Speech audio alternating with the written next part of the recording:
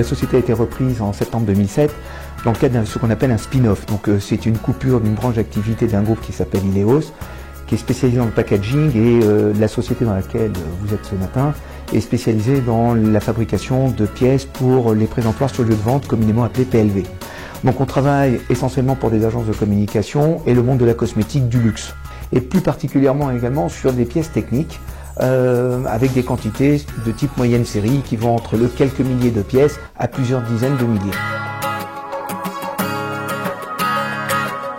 Parlons maintenant un peu technique. Il paraît que la plasturgie c'est simple. C'est un moule mâle et un moule femelle. Le moule est percé de trous dans lesquels s'insère la matière première, celle que vous avez vue dans mes mains, mais qui arrive dans la machine à l'état liquide. Il y a une partie fixe et un moule qui se déplace. Une fois le travail de la machine réalisé, la pièce en plastique usinée est terminée.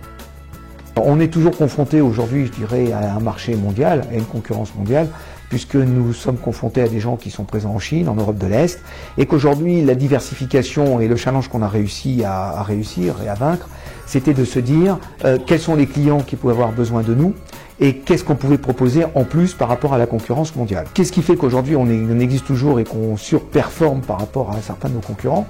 C'est la proximité en termes de réalisation, donc être capable de proposer à un client dans un délai relativement court une prestation qui se veut de qualité et qui se veut également au niveau technique la plus proche possible du besoin du client. C'est une stratégie qui est simple, c'est de continuer à créer un petit groupe. Aujourd'hui, on arrive à 8 millions d'euros avec 76 personnes. Un groupe qui est diversifié à la fois dans la plasturgie, mais également dans la métallurgie.